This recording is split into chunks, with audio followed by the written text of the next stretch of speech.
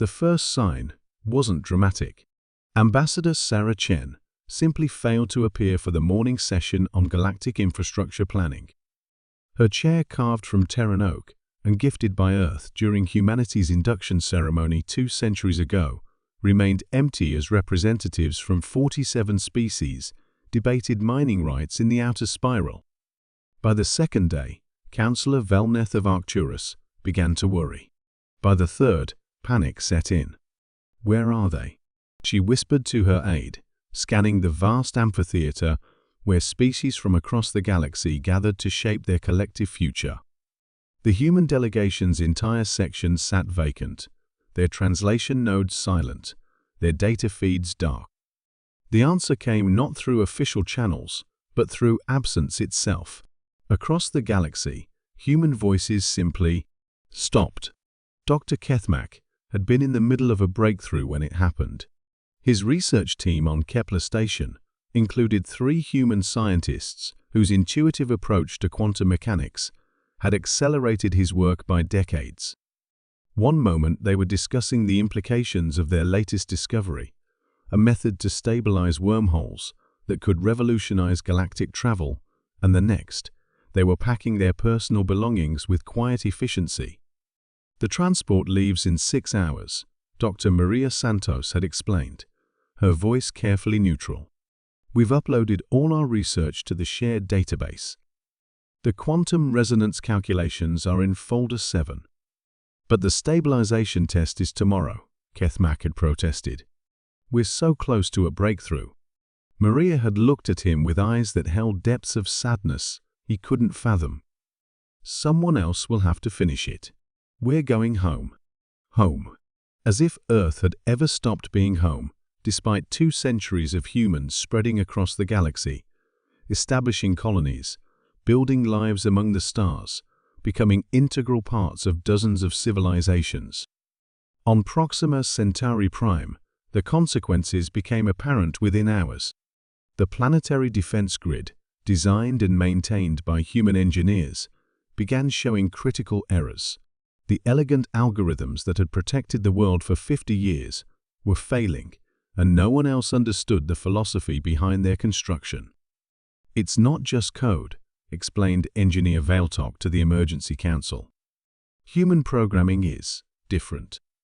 They don't just write instructions, they create digital ecosystems that adapt and evolve. Without their maintenance, these systems are essentially dying." Similar reports flooded in from across the galaxy. The interspecies communication network, humanity's gift to galactic civilization, started fragmenting as human-operated relay stations went offline. Trade routes that had operated smoothly for generations ground to a halt when human mediators withdrew from commercial disputes. Entire colonies found themselves unable to communicate with their homeworlds as the linguistic AI systems, trained by human linguists, began producing increasingly garbled translations. But perhaps most ominous was the silence from the frontier. Admiral Zareth of the Combined Defense Force stared at the strategic display in his command center, watching patrol routes that had been maintained for decades suddenly go dark. Human exploration vessels, scattered throughout the galaxy's dangerous outer regions, were returning to Earth-controlled space in a coordinated withdrawal that spoke of careful planning. "How long?" he asked his intelligence officer. "Based on fleet movement patterns, they've been planning this for months, sir. Maybe years. Every human ship is systematically returning to Sol System." The implications were staggering. For 2 centuries, human exploration ships had served as the galaxy's early warning system, pushing into unknown regions, making first contact with new species, mapping spatial anomalies, and most critically monitoring the dark zones where ancient threats still stirred. "Sir," his communications officer reported, voice tight with concern, "we're detecting movement in the void sectors." "The Harvester fleet, they're active again." Zareth's blood ran cold. The Harvesters were an ancient machine intelligence that periodically emerged from deep space to strip mine entire star systems. For the past century, human deep space monitors had provided early warning of their movements, allowing the galaxy's defenses to prepare. Now those monitors were going offline one by one. In the council chambers, emergency session after emergency session failed to produce answers. Representatives who had never agreed on anything found themselves united in growing desperation. "Have we received any communication from the Terran government?" asked Chancellor Mordak, his usually commanding voice reduced to a whisper. "Nothing official," replied the council secretary. However, Earth's ambassador to the neutral zone transmitted a brief message before recall. "Humanity wishes the Galactic Council success in its future endeavors." The polite, formal distance of those words sent chills through the assembly. No accusations, no demands, no negotiations. Just a quiet farewell that somehow felt more final than any declaration of war. Councillor Euthara of the Andromedan Collective accessed her personal files, finding recordings of conversations with human diplomats stretching back decades. She replayed one at random, a discussion with Ambassador Chen about mining rights in disputed territory. "The beauty of compromise," Chen's voice echoed through the chamber, "is that no one gets everything they want, but everyone gets something they need." Humans have learned that lasting peace comes not from victory, but from mutual respect. The recording cut to another conversation, this one about technological sharing agreements. "We don't see knowledge as property to be hoarded," a human scientist was saying. "Discovery is meaningless unless it benefits everyone." As the recordings played, a pattern emerged. Time and again, humans had been the species pushing for inclusion, for cooperation, for solutions that benefited the galaxy as a whole, rather than individual species. They had been the ones mediating disputes, sharing technology freely, and insisting that advancement should lift everyone together. The Council had repaid this generosity with the restrictive protocols legislation designed to limit human expansion and influence.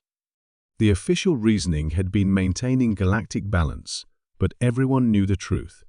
Other species had grown uncomfortable with humanity's rapid advancement and widespread influence. "We were afraid," Mordak said quietly, breaking the silence that had settled over the chamber. "Afraid that they would outgrow us. Afraid that their idealism would make us irrelevant. Afraid that their success would highlight our own limitations." The holographic displays around the chamber showed the cascade of failures spreading across the galaxy. Infrastructure projects halting mid-construction. Scientific research programs dissolving as human insights proved irreplaceable. Trade networks collapsing without human mediators. Most terrifying of all, the frontier defenses crumbling as monitoring stations went dark. "The harvesters aren't the only threat," Admiral Zareth reported grimly. "Without human deep space intelligence, we're blind to the movement of rogue AI fleets, dark matter storms, and the entities that emerge from collapsed dimensions. They weren't just exploring, they were protecting us." Dr. Vel Nara, the Council's chief xenobiologist, stood slowly. Her voice carried the weight of devastating realization. "We've lost more than a member species. We've lost our future." She activated a holographic projection showing galactic development over the past 2 centuries. The data was stark. Every major advancement, every breakthrough that had benefited multiple species, every innovation that had pushed civilization forward, bore the mark of human involvement. "They were never trying to dominate us," she continued. "They were trying to elevate us. And we chose to see threat where there was only hope." The chamber fell silent as the full scope of their mistake became clear.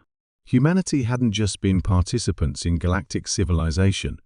They had been its architects, its conscience, its driving force towards something better. Now they were gone, and the galaxy found itself standing at the edge of an abyss of its own making.